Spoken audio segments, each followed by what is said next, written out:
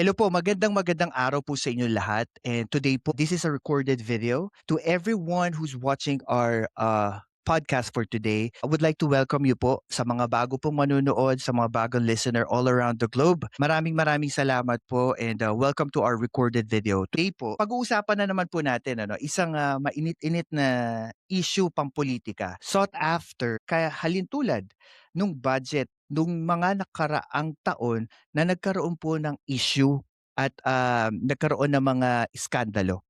At dahil po diyaan, napagbigyan po tayo ng pagkakataon, isa po sa mga hinahangaan ko pong, vlogger, naging maimpluwensiya na rin po siya sa, sa mundo ng pagva-vlog, sa ibang focus o ibang, industry ng vlogging. Pero napagbigyan po niya tayo ng, munting pagkakataon para po, mapaunlakan niya po tayo ng konting reaksyon sa issue na kailangan po natin mapag-usapan right now. At, yun po, without further ado, hayaan na po natin siya ang magpaliwanag kung sino po siya. Please welcome Mami Susan. Ayun. Hello po, hello Mami Susan, hello. Yes, and Mami Rehab. And Mami Susan, for all of our listeners, before we start, this is a recorded video. Para po sa lahat po ng mga nanonood right now, don't forget to share, like, and subscribe sa ating YouTube channel. And also, if in case you're watching this recorded video and you have any questions to Mami Susan while we're talking about this topic, di po kayo maglagay sa comment section. And we will try to answer it and we will ask Mami Susan for her answer sa mga questions. Before we start, I'm just curious and I beg for your indulgence, Mami Susan, kasi I am your fan way back before sa ibang sabihin na natin ibang larangan ng pagva-vlog. Bakit po Mami Susan ka-involve? I think that's a good question. Bakit po kayo na-involve sa pagpapolitik? Ayan, nawala si Mami Susan.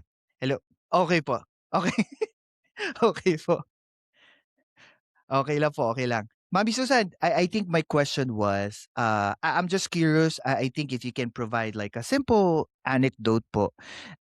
Why were you, cause I know you, not personal, pero I know your background sa pagbablog, a little bit of you. Pero why were you involved from a different kind of vlogging to political vlogging po? Okay. And also, Mami Susan, I would like to know what interests you to go from that kind of vlogging to politics? Okay. Correct. Mami Susan, can you say that um you are an advocate para sa mga nangangailangan? For the kids. Means Oh, okay. Tulong, lalo na sa mga nangangailangang mga kabataan. I think sa mga listeners po, Mami Susan, sa mga hindi po nakakakilala sa inyo, ano po yung gusto niyong, um, ipa ipaalam sa mga listeners po nating hindi kayo kilala pagdating po sa political vlogging? Malapit. I totally understand it.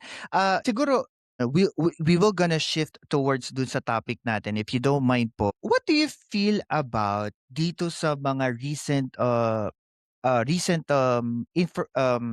news about dito sa ating budget? Kasi marami pong critics, even I never voted for President Bongbong Marcos nung election. I was an Iskonian, but right now kasi we all know that the majority of people at that time, 2022, President Bongbong Marcos and Vice President Sara Duterte was voted majority. So yung stand ko po is I'm pro-government. So I'm open to any kind of opinion. I think, and this is my opinion and I don't know if we're on the same page. Ang pinag-uusapan po kasi ngayon dito, yung unprogrammed funds na meron pa rin po dito sa budget na paparating at ang mga kritiko sinasabi na maaari na naman po itong magamit uh, in in accordance doon sa benepisyo ng ating mga government officials. What do you think, what do you perceive na maari pong maging implication nito sa ating society? Yeah, President. Mami Susan, kakat ko lang po kayo saglit ha. Kailangan ko lang makasure na naririnig kayo kasi recording it. Wala akong way para... Ang gagawin ko lang po, i-stop ko lang yung share tapos ibabalik ko po kayo saglit.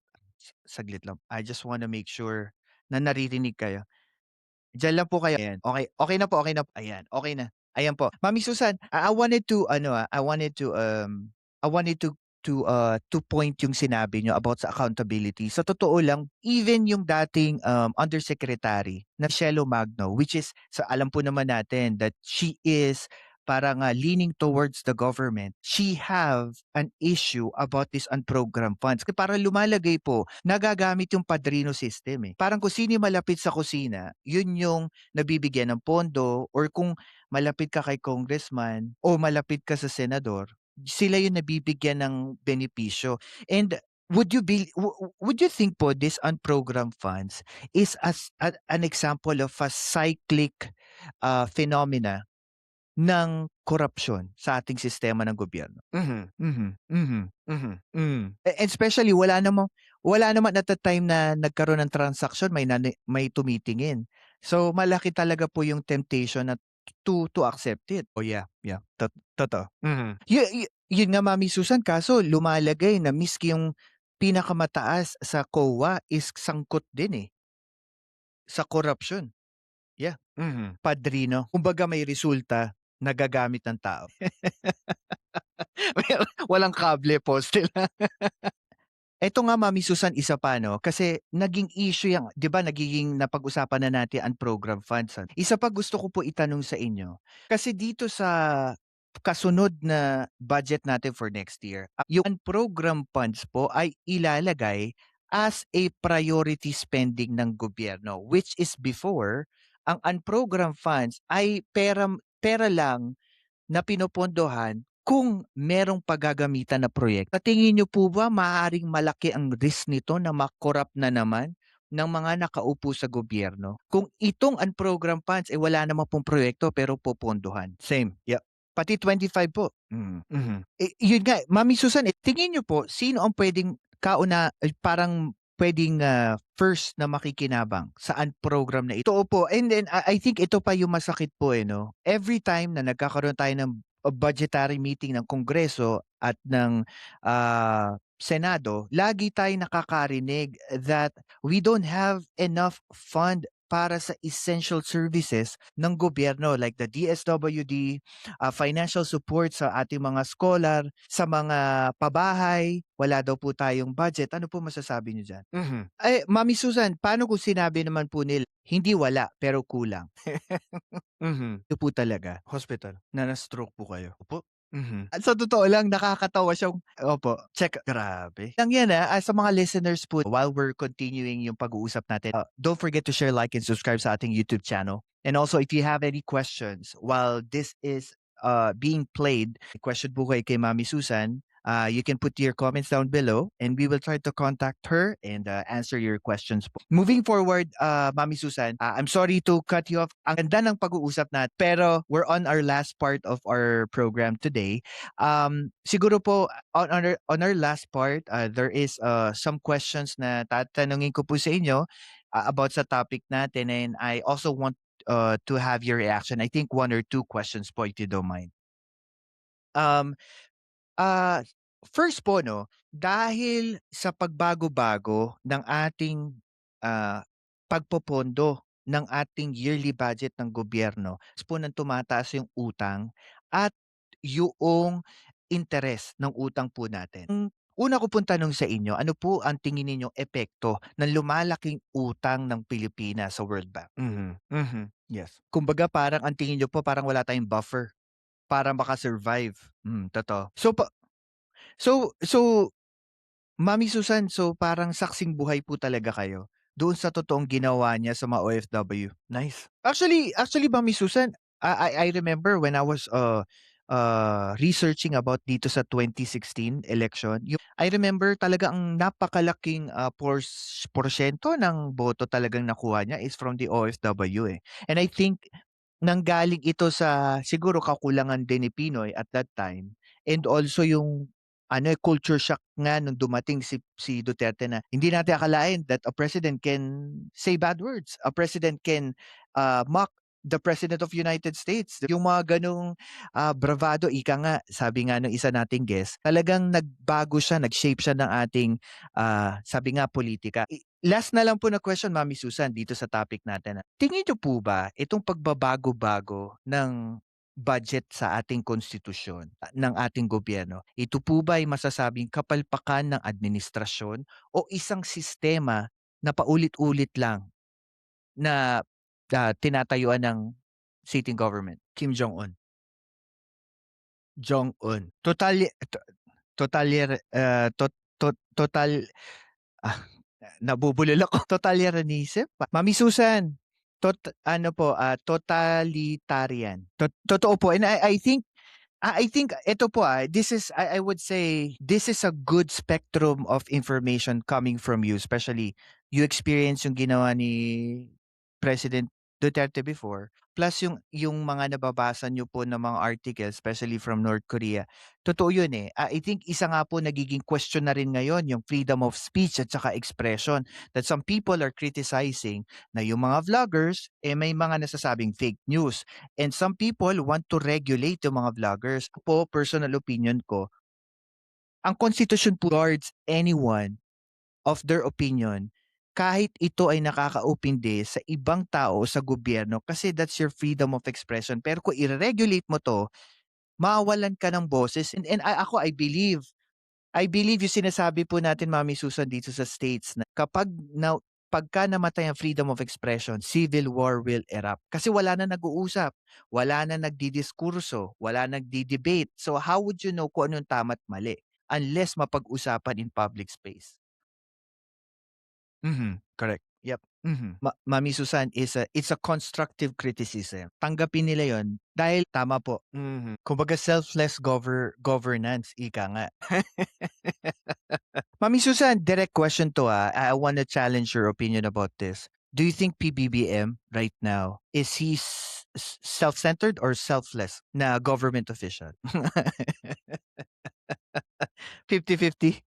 Parang, Mami Susan, parang mahina pumick up.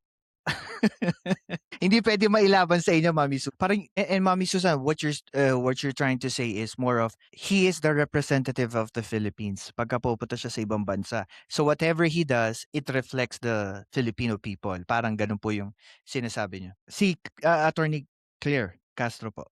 Tama po. And yes, and Mami Susan, actually gusto ko pang i-discover yung opinion nyo about dyan. Kaso that will be a bigger topic na hopefully ma-invite ko po kayo sa susunod nating podcast. Sa lahat po ng mga nakikinig, again, thank you po sa walang sawang support ninyo po. If you have any comments or questions about our podcast, lagay nyo lang po sa comment section below. And don't forget to share, like, and subscribe sa ating video. And also follow us to our other social media account using yung QR code po na nandito po sa ating podcast para po ma-follow nyo yung ating mga daily posting. Mami Susan, again, I'm still amazed. Hindi ko po kayo nakita na ganito kayo kadetalyado sa opinion ninyo, kasi iba po yung inyong pinoportray na napanood ko before. Kaya I am still amazed, and I think I can tell you that I am taking notes from my phone while you're talking kasi maganda yung punto. Hopefully, magiging closing spiel ngayon and nabigyan ko ng justice yung mga nasabi niyo po today.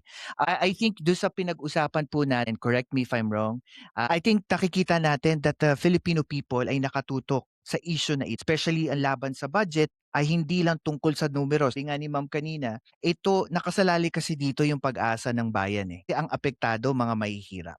Dapat ang isipin natin ano ba yung prioridad ng gobyerno, nanagutan at ang kinabukasan ng ating mga Pilipinong nasa laylayan. Lagi po yung nagagamit pa eleksyon. Ang tanong na lang natin, especially sa mga listeners, hindi lang kung saan napupunta ang pera, bagkus kung sino ang may control at bakit. And sa mga listeners, it's up to you to answer it. If you have any answers, just put it on the comments down below and we will try to read it. Mami Susan, it is a privilege for me to interview you. Kita po tayo later for our live. Thank you po, at sa lahat po ng mga nakikinig dito at nanonood po ngayon, thank you, and God first po. Ako, si Densable TV 2.0 at ito ang Pilkas kung saan ang katotohanan ay walang takot na sinasabi. Like, share, and subscribe na.